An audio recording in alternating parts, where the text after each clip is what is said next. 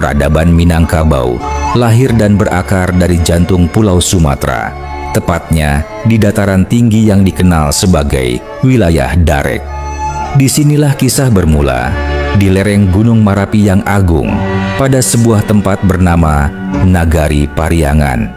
Tempat ini diyakini sebagai titik awal kehidupan masyarakatnya, yang kelak melahirkan sebuah filosofi hidup yang kokoh dan tak lekang oleh zaman.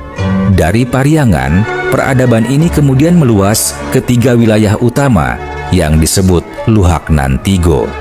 Luhak tanah datar berdiri sebagai yang tertua, menjadi pusat singgasana kerajaan Pagaruyung yang menaungi urusan adat dan pemerintahan. Kemudian ada Luhak Agam yang dikenal dengan tanahnya yang subur dan masyarakat yang tangguh, serta Luhak 50 kota yang menjadi gerbang timur sekaligus penjaga tradisi di perbatasan. Ketiga luhak inilah yang menjadi tungku pemanggangan budaya, tempat di mana identitas kolektif orang Minangkabau ditempa dengan sangat kuat. Inti dari peradaban ini bukan hanya terletak pada batas wilayahnya, melainkan pada tatanan nilai yang dijunjung tinggi. Minangkabau membangun peradabannya di atas fondasi sistem matrilineal yang unik, yang menempatkan kaum perempuan sebagai pemilik pusaka dan penjaga garis keturunan. Seiring masuknya pengaruh Islam, peradaban ini semakin sempurna dengan lahirnya kesepakatan agung di Bukit Marapalam yang melahirkan prinsip adat Basandi Syarak, Syarak Basandi Kitabullah, sebuah harmoni antara hukum adat dan ajaran agama.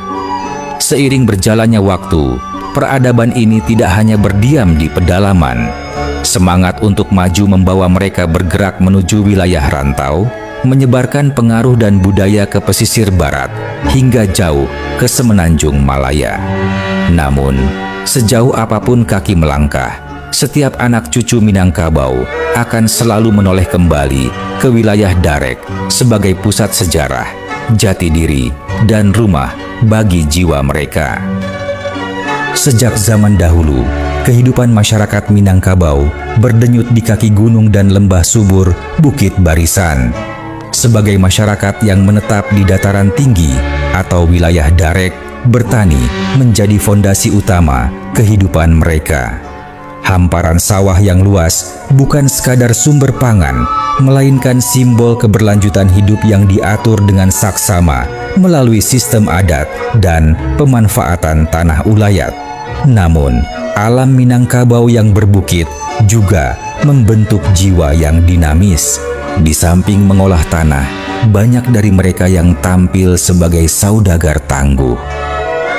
Pasar atau palapa menjadi pusat pertemuan energi, tempat mereka mengasah kecerdasan dalam bernegosiasi dan berdagang.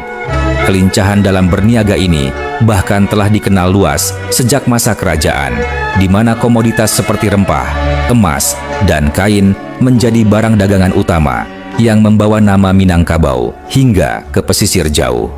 Kombinasi antara kemakmuran hasil bumi dan dorongan adat kemudian melahirkan tradisi merantau yang melegenda.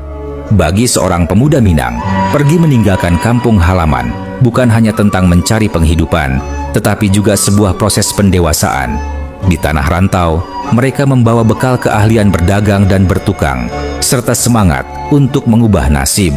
Inilah yang membuat sosok orang Minang identik dengan etos kerja keras dan kemandirian yang kuat dimanapun mereka berpijak.